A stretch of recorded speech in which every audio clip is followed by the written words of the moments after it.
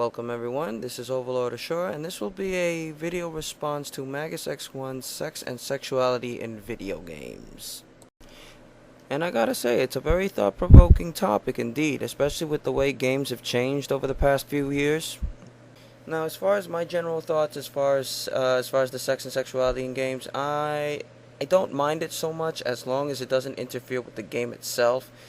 As long as this sex doesn't feel like it's being thrown in there just to be thrown in there, I'm perfectly fine with it.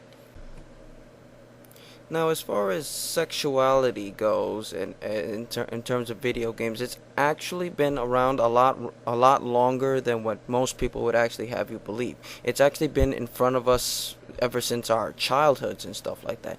And two main companies that I can think of that have used this element in, well, I guess camouflaged it, but is the best way to say it, is Capcom and Nintendo. Now, the reason I use these two as examples is because in your rant, Magus, you mentioned discussions. You mentioned something about a taboo, and now I don't know if you meant it in terms of like all the whole characters or themes of alternates of pretty much alternate lifestyles and stuff like that. But yeah, there've been plenty of characters within these two companies that I can think of that have can be portrayed as such, and I'm going to use a few examples. Let's start up with Capcom. Now, when you think of Capcom, you think of a multitude of different characters, but as far as ones that can really raise an eyebrow, you don't have to go any further than with this little lady. And I use the term lady very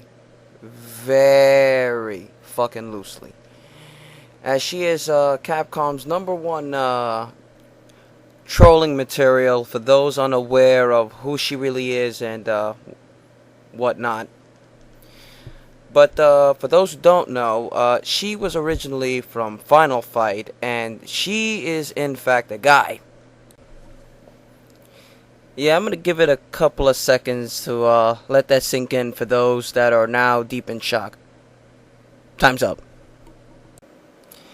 Yes, Poison is in fact a transsexual. Now, the reason that this came up to be because she was originally, like I said, from Final Fight. It was a beat 'em up, and at the time, this was during the 90s. Apparently, because of the whole thing that it was wrong to hit women, they had to change her backstory around, and because of all the controversy that surrounded her and whatnot, people even to this day are pretty much still in the are pretty much unclear, and there's still debates about it. But it was ultimately cleared up by Capcom.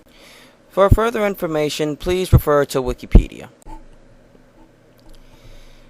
Anyway, as I was saying, now Poison is perhaps the video game world's second character to go through the whole transgender thing. There was actually someone before her, but we'll get to that. We'll get to that character in a moment. Anyway, let me continue with the Capcom characters. The other characters that I can think of that have gone through something similar to what Poison has gone through is, surprisingly enough, from the Mega Man series. Yeah, there were at least 3 characters that I can think of. 2 of them from the Mega Man Zero series, and 1 from the Mega Man Battle Network series. Now, the Mega Man Zero series pretty much introduced a whole new look to a lot of the characters of that respective game. And yeah, I mean, these guys were really rocking the only androgynous look to them. Some you could tell who was male and who was female, and some you couldn't. But ultimately, the controversy came from 2 specific characters. One was Harpuya, one of the 4 guardians of Neo Arcadia in the game. Pretty much one of the main antagonists of the first game, anyway, as the first and the second.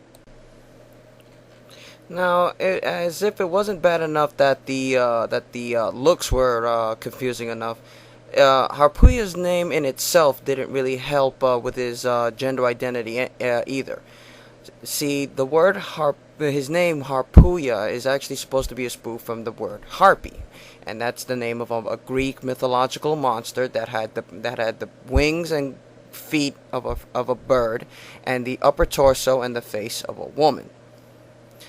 Yeah, and looking at him, he has, you know. Now, don't get me wrong. It didn't affect his overall quality in terms of his character development and his significance in the game. He was still a kick-ass character.